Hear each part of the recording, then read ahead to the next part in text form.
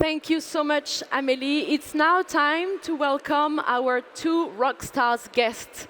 Please, ladies and gentlemen, welcome Satish, Kumar, and Otto, Scharmer.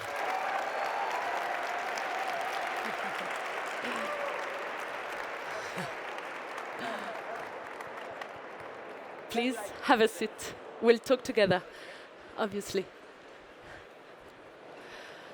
Okay, so I'm pretty sure lots of people know who they are already, but however, let me remind you for maybe the 2 or 3 people who don't know. Otto Scharmer, you are the co-founder of the Presencing Institute and author of the Theory U. You are an action researcher who co-creates innovations in learning and leadership. And also, you just published a wonderful book that is called Presencing, and you will book sign it at 3:15 over there. So, ladies and gentlemen, if you want to see Otto, it's at 3:15 for his new book. Thank you so much for being here, Otto. Satish, it's impossible to sum up your life, obviously. Lots of people probably heard it before, but just to make it short, you're an activist, you're an author, an editor at emeritus of Resurgence magazine and Ecologist. Please look it up later. And for me, you're clearly a spiritual guide. So thank you to the both of you for being here. We have short time, so let's jump straight into the content. My first question, what makes you being here today in your personal lives? What made you want to dig so much about radical change? What happened in your life that made you interested in that? Should I start? Okay. I have come here because I feel that the change will come from the grassroots level. Change is not going to come from Palais Élysée. Change is not going to come from White House or big industry. Change will come from grassroots level, from bottom up. And this change now, and a radical change, and I've written a book called Radical Love. So radical change will come from radical love. And that has to be led by ordinary people like you and I who are here, and not wait for governments to bring change, because they are always going to be engaged in power and ego and prestige. So real change will come from grassroots. And this is a conference where businesses and ordinary people and NGOs, they're all coming together to bring about a real transformation. That's what bringing me here. Satish, you know this. You know that change will come from grassroots people, people from the room. Yeah. But most people, they think they can't bring change. So what would you like to tell to the grassroots, normal people, everyday life, not people from the White House, for them to be empowered? The change starts from where we are. I started to walk from India to America, walking. How did I do it? Step by step. I started 1 step, 2 step, 3 step, 4 step, 5 step, and after 2.5 years, I was in Washington. So, change will come from the first step, step by step. And so, I would like to say that before you start to change the world, start with yourself. Be the change that you want to see in the world. Be the radiator. Be the shining example. And when you are the radiating change, then that will affect other people. And then communicate the change like we are doing here.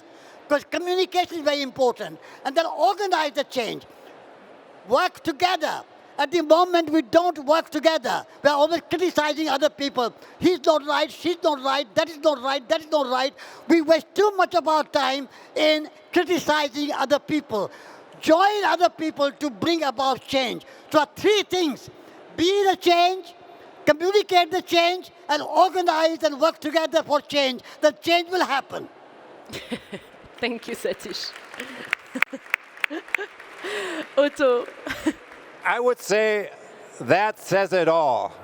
Be the change, communicate the change, and organize for it. And wow. Yes. What a voice. Yeah, yes. So that says it all. And in an early experience I had in my life, that put me on that path is that I grew up on a regenerative farm. And what I learned from my father is that the quality of what's growing above the ground is a function of the quality of the soil. Radical comes from radix, right? It means literally roots, right? So it literally means we need to deal, when we talk about social change, about the social soil, about the quality of our roots. And that's the invisible part of the change, which in all social change is the most important one. What is that? It's the quality of our awareness, our consciousness, and it's the quality of our relationships.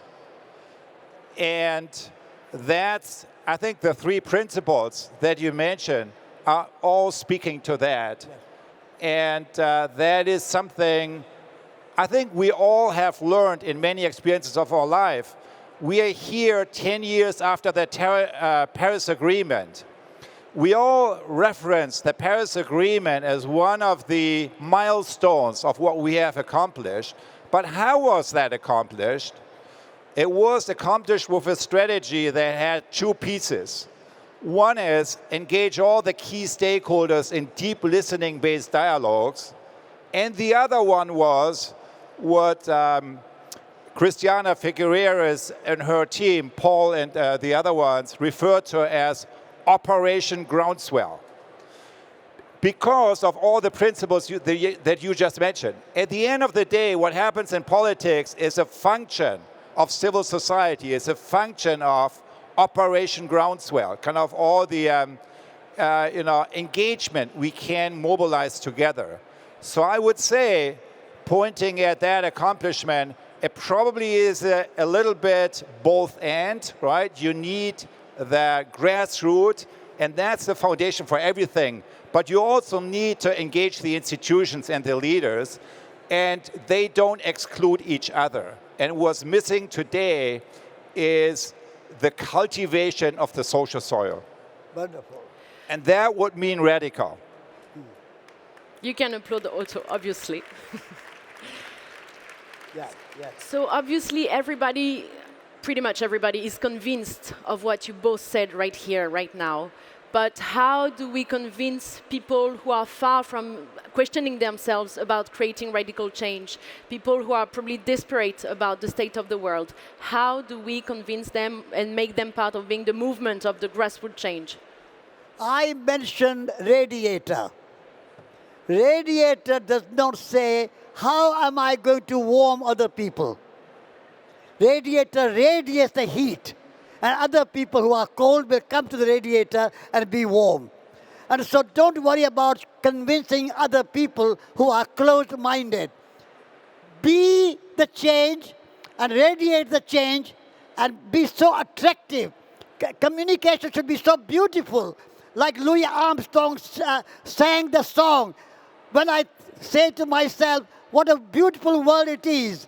And when I say, how do you do? I mean, I love you. Sing songs like that. Sing songs like John Lennon. Write some beautiful poems.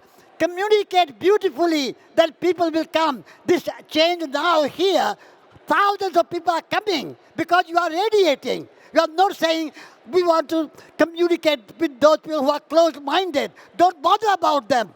Communicate to those who are ready to listen, and they will come to you, and when they will go and radiate more energy. So this way, we are building the grassroots movement, and that is the real change. And don't bother about those who are closed-minded. They will come to you when you are radiator, because they are cold, and they need warmth, and that warmth is with you. So be the radiator. Let's be radiators. Otto. Again, be the change, radiate the change. The only footnote I would add to that is this: and connect with the reality around you.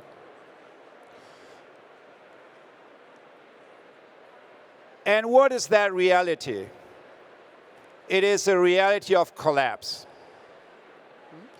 When systems are collapsing, and really the way to deal with fear is to think it through the end. What does it mean to think it through the end? So when systems are collapsing, what is it we are left with? We are left with relationships. Relationships we have to the land, relationships we have to each other, and the relationship we have to ourselves. So cultivating these relationships is, no matter to what degree the collapse that we are already inside of is progressing, is the foundation to move forward.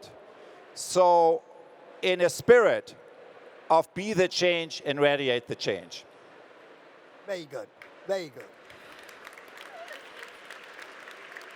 I think there is something we all witness being powerless, which is that youth, the young people today, are in a bad place. Their mental health is really bad, and that's something we talk more and more on a debate in society. However, what would you like to say to the youth who feel desperate in front of the system collapsing? What would you like to say to the young kids who are teenagers right now? I would say, young people, leave your smartphone behind. Leave your social media behind and go out in nature. Your mental health, your physical health will increase and improve, and you will get imagination, you will get creativity, and you will come with new ideas. When I am feeling low, I go and walk in nature. At the moment, our young people are disconnected with nature. They are all the time sitting indoor with their smartphone, their computers, and they don't see the trees, they don't swim in the rivers, and they don't go out in nature. So the treatment for the depression and the kind of low energy and anxiety is to go out in nature and do something with your hand. Something with your hand. We are not using our hands. These hands are miracle. These hands can build this beautiful building like this one. And these hands can make beautiful things like pottery and furniture. So cook your food, garden, do something. Just don't sit by your smartphone. Your smartphone will make you more depressed and more anxious, and more social media will make you more depressed. So if we don't want to be depressed, you are causing your own depression by being glued to your smartphone and social media and not going to garden and not going into nature. I'm going to drop it right after the stage. Put in the bish. Otto. Go out in nature. Yes. Yeah. Amen. So, yes, it is about, I would say, strengthening all three relationships I just mentioned. The relationship to the land, doing something with our hand, putting our hand into the soil. Yes.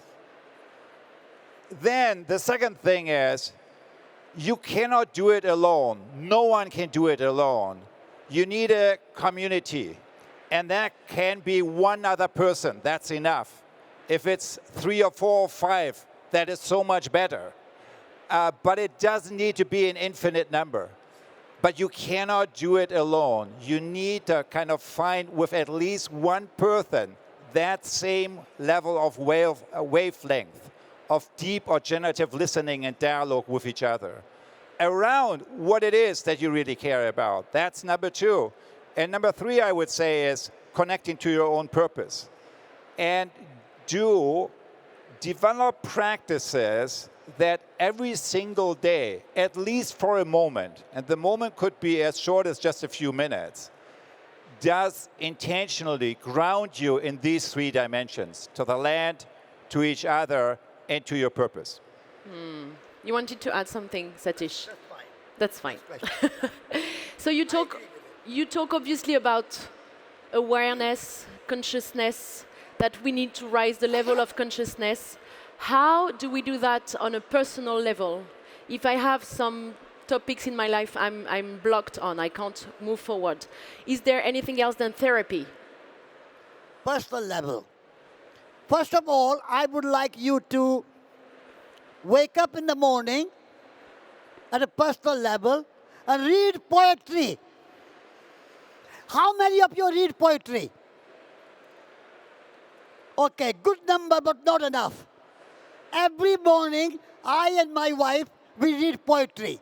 Hafiz, Rumi, Dante, Shakespeare. That's wonderful poets in the world.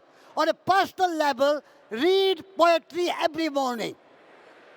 That's your meditation. Then I would say, personal level, go and plant a seed in the ground, the soil. When you plant a seed in the soil, you will feel inspired. So gardening, even if you're living in a Paris, have a window box and make some soil there. As Otto said, soil. Unless you do something with your hand, you say, how do I get out of depression? Nobody else is going to give you medicine. You are the doctor of your own body. You are the doctor of your own mind.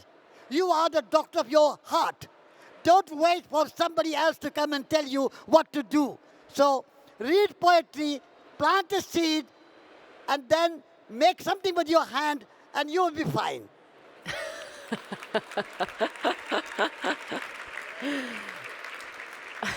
Otto. How do we develop consciousness? Through listening. I think the missing resource in society today is not speaking and is not sense-making, because there is a lot of spaces of sense-making. The problem is it's all happening in our silos, and we are not making sense together, co-sensing. So I think the answer of developing consciousness is in collective spaces of listening and collective spaces of co-sensing, which is a missing set of institutions in our societies and communities today, Otto, which we need to co-generate. very concretely, what does it mean to sit in circles with people and listen to each other? Is that what you're saying? That's what it means, and that's how you create communities. And to refine the quality of our listening from waiting before I come with my own speech to actually grasping what's being said, to really opening your heart and putting yourself in someone else's shoes, and from there to listen to what is between the lines, kind of what is emerging from the future. And when I say future, I don't mean something abstract that is happening some other place, some other time, but I mean the future is the utmost personal thing, in the sense of it's a possibility that looks at me and that looks at us, because it needs me and us to manifest, to come into reality. So that how to connect to that space of inner resonance, to the emerging future, is a listening that needs to go, a collective listening that needs to go through the space of silence.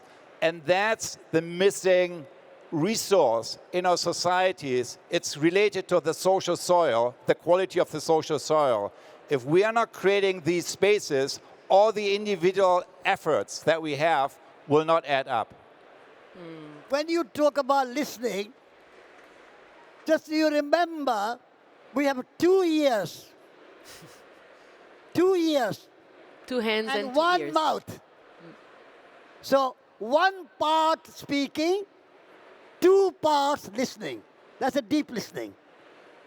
In Indian tradition, we say listening is a feminine quality and speaking is a masculine quality. So 2 part feminine, 1 part masculine. So I call it F2M. F2M. 2 part feminine, 1 part masculine. Like O2, the water formula. Oh yeah, okay. O2, the water formula. Yeah. So the living formula is 2 part feminine, 1 part masculine. 2 part listening, because we have 2 ears, and 1 part speaking. And that's a deep listening of Otto. So that very obviously it means we should listen more than we should talk. Yeah, exactly. Obviously. Let's name it. Okay. We have 5 minutes left, so let's try to be impactful. Well, I mean, you talk a lot, Satish, about positive leadership. Yes. Who inspires you? Oh, yes, there are many, many great leaders in the world. Of course, you have inspired me. I had a great honor and a privilege to meet Martin Luther King. He was the embodiment of radical change and radical love. So the leaders who are prepared to sacrifice themselves in the service of the earth, in the service of the planet, in the service of humanity, in the service of the downtrodden, and some service of the exploited. So Martin Luther King was one of my great heroes. Then also in our modern times, there are many, many great leaders who have done good work. And for example, in India, we have a wonderful woman called Vandana Shiva. Yes. And she's a great inspiration to me. And I always go to India and I work with her. And she is planting the seeds. She has got 25-acre farm, 500 mango trees. And she's working on the grassroots level and also promoting seeds and promoting organic farming. So there are many great leaders like that. What are their common qualities? Huh? What are the qualities, the common qualities of those leaders? The great leaders are those who are there as the servants of the people. Service, all the great leaders, Mahatma Gandhi, all the great leaders, you take Nelson Mandela, they were in the service of humanity, service of other people. They sacrificed their own comfort. Nelson Mandela was in prison for 27 years to make South Africa free and black people rise to their status and their true potential. So that kind of service to other people and sacrificing their own comfort for the service of humanity and service of the planet Earth. Those are the qualities that we need. Servant leader. I know you both said that the change will come from grassroots activism, from grassroots people. However, I can't stop myself from thinking that a shaman at the White House wouldn't hurt humanity. What do you think, Otto? Well, 2 things. I mean, one, to the earlier question, I want to add, yes, those are amazing examples of what have been that have been inspiring all of us. And we probably go into the period where what the kind of leadership necessary is a collective leadership. And we actually see a lot of examples. So the most recent one I experienced the past 2 weeks actually in Latin America is, a whole 300 grassroots activists working together over 3 years across 19 Latin American countries. And the core group that was holding that together is a group of 7 women. So it's 7F0M. And that is for this invisible leadership, right? Often the recipe that you see. Not necessarily 7M, but kind of it's even more than 2/3, 1/3. And it's not right now. Another collective example, I think we have seen with the Tesla stock price going down 41%, sales down in Germany 76%, and in other countries, in China it's minus 50. That is collective action, awareness-based collective action that is actually forcing a real response and talking in a language that communicates. I think, again, that's a small example of the type of collective action that is necessary right now. Collective leadership. So the White House and the shaman, yes, perhaps if there's a demand for that, absolutely. But often we have seen an overemphasis of the concept. If only we bring powerful people with, enlightened individuals, something positive would happen. And I see many of you shaking your head because we have seen that resulted in exactly nothing. And I believe a lot more what you set out I agree before. with you, yeah. The grassroots, right? Kind of the peace pilgrimage that started with the first step you take, and then it's kind of activating that. Yeah. But essentially, what I really believe is that we need both, right? And but just an enlightened person, right? Sending it into White House where there is no openness, that's not the recipe. I don't think so. I think the recipe is activating our movement. At the end of the day, what happens in politics is a function of the grassroots movement that not only is based on civil society, but all the sectors that we are engaged in, and that's the call of our time. Otto, I mentioned a few leaders, but they came from the grassroots level. A leader is not a special kind of person, but every person, all of you, are special kind of leaders. All of us have a leadership quality. And therefore, we should not wait for some leaders to come and save the world. All of us can take initiative and create a collective leadership. So I totally agree with you, Otto, but I was just saying good examples who inspired me. But we are all leaders, potentially. Satish and Otto, yes. So we need to wake up our own leaders sleeping inside of us first, and then what other call to action would you like to share with the room today? Call to action. Well, just embody what Satish was sharing with us, right? We are all leaders, right? If you double-click on the English word leadership, right, and look at the Indo-European word root, it literally means this. Leadership is stepping forth. Yeah.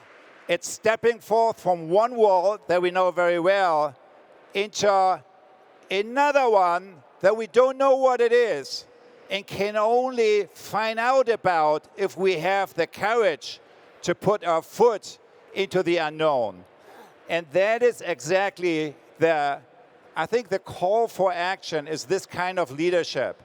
And what I learned over the years is when you lead in this way, which is exactly the way that the current situation is calling for, when you try to organize around something that's emerging, that's not fully there, there's only three things you need.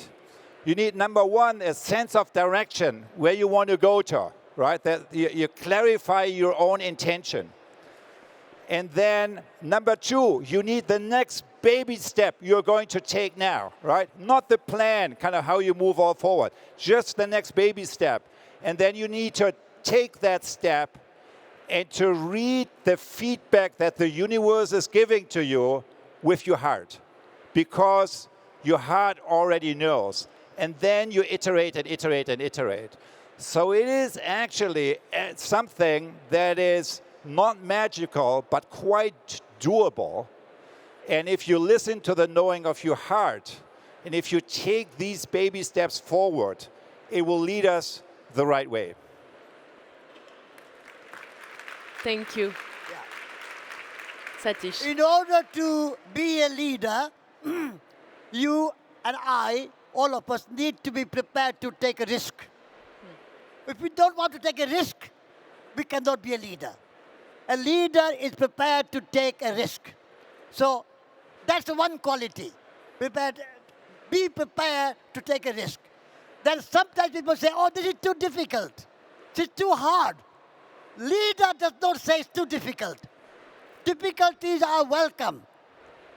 Hardships are welcome. Nelson Mandela did not say that ending apartheid was too difficult or being in prison was too difficult. So do not do something because it's too difficult, too hard. The leader will take the responsibility to take hard decisions, take a risk, and not be afraid of difficulties and hardships. I totally agree with what you both said. However, this morning I was talking to Paula, who's right here, and who had a formation. She's becoming a therapist in hypnosis to get people hypnotized. Sometimes in our lives, as we have so much goodwill, but we can't. There's something, I want to be a leader. I want to take the first step. But I can't. For whatever reason, my ancestors, my childhood traumas, whatever. What can we do when we have something really blocking us? I mean, getting hypnotized, what else?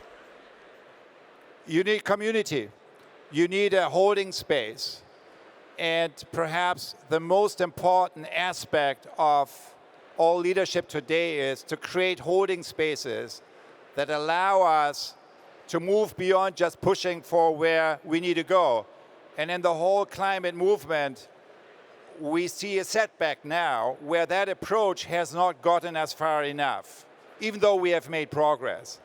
And what we need to do is to attend to exactly as you said, what actually is holding us back. Mm-hmm. And we need collective holding spaces, listening spaces that allow these things to be articulated and addressed. That's enough. Systems leadership essentially is not pushing for the right things. Systems leadership is recognizing the barriers and addressing them. Yeah. And for that, we need these different kind of holding spaces. Yes, yes. And that's the work we need to do. So in those spaces, the magic can happen. Yeah. Okay. Yeah. Absolutely. For example, community. We created Schumacher College in England. And at Schumacher College, that sense of community where many, many people came and worked together, supported each other, encouraged each other, and that way we have created a number of great leaders from there. So I think if you are afraid, if you are shy, then other people can help you. So creating a space like that.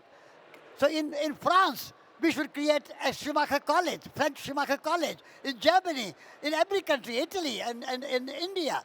So we need to create those small communities of people where we can support each other and help each other and encourage each other to go out and work in the world. Just to add to that, there has never been a movement in history that created real change without a support structure like Schumacher College has been for a certain period. Yes. And what we now need is these type of quality spaces and places in all countries, in all cities, in all communities. That is the most important work, and it's the most impossible to fund. That's a call for action too. Yeah. Last question. You talked a lot about community, the power of circles, community, deep listening. There's community organizing by Sol Alinsky. Everyone can look it up if you don't know it. But how do we create a community? The community is particularly a kind of state of mind. You have to want to be part of a community. Our body is a community of billions of bacteria. No one can exist individually, separately. We are all interconnected, we are all interrelated, we are all interbeings. And therefore, we have to, no atom, no electron, no proton, no particle can exist by itself. We live in a community. We have to live in a community. So, but we don't understand, we don't realize. We say, I'm a separate individual, I'm a separate individual. There's no such thing as separation. The whole cosmos is a country. Cosmos is our community. Whole planet Earth is our community. Nature is our nationality.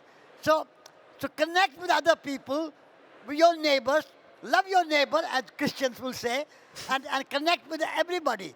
So I think it's a state of mind. If you want to create a community, you can. Always people are there, and also nature is there. So I would say we live in a time of two narratives. There's the narrative of destruction, and there's a narrative and something burning down. and there's a narrative of something being born. And that has to do with a planetary movement that is already existing across the planet, but that is not aware of itself because it is not seeing itself. Yes. And what's missing is mechanisms that allow the planetary movement that we already are sense and see itself. And for that, we need new enabling infrastructures. Part of that digital and part of that in person and place-based. What and is an example, yes. an example for that is a series that we just launched called presencingseries.org. If you Google that, presencingseries.org, that will get you to a free launching landing site. And it is a series of events that is highlighting key transformation living examples and creating community around that across specific geographies in a period of 2 hours. So it's happening between now and late June over the next 2 months. And it is one of the parts of this digital backbone that is necessary to allow the larger, and that's, I think, how systems change really happens. It doesn't happen by preaching at people, but it does happen by making systems sense and see itself. And that's the kind of innovation that is necessary today and that we together need to create. Can you repeat the name of the site? Presencingseries.org. .org. Okay, thank you. In order to develop community, we have to move from ego to eco. Change from G to C. And you are in the realm of community. Community cannot happen if you are self-centered, ego-centered, egotistical, me, I. Move from me to we, I to us. Move from the idea of I think, therefore I am, the Cartesian French idea, I think, therefore I am. But go for you are, therefore I am. Tu es, donc je suis. You are, therefore I am. That's a community. Community is together. Me, separation. This ego, you have to let go of ego and go to eco. Then you are a community. Thank you. We're going to have to hand the floor, but Satish, you wanted to finish with a song. Yeah, I would like to end with a song. Please, everybody stand up. I will repeat the song first, and then you sing. It's very short, and it will be quick to remember. I walk in beauty before me. I walk in beauty behind me. I walk in beauty above me. I walk in beauty below me. I walk in beauty all around me.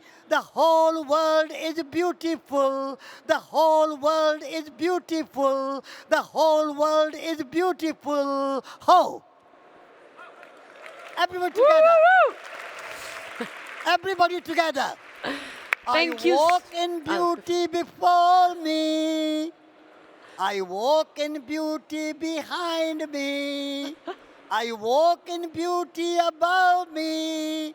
I walk in beauty below me. I walk in beauty all around me. The whole world is beautiful. The whole world is beautiful. The whole world is beautiful. Ho! Once again. Once again. Once again. I walk in beauty before me. I walk in beauty behind me. I walk in beauty above me. I walk in beauty below me. I walk in beauty all around me. The whole world is beautiful. The whole world is beautiful. The whole world is beautiful. Ho! Woo, woo, woo! Thank you. From today, we go home and create beauty. That's your mission. Thank you. Thank you so much to Otto Scharmer and Satish Kumar. Please make a beautiful round of applause. Bravo.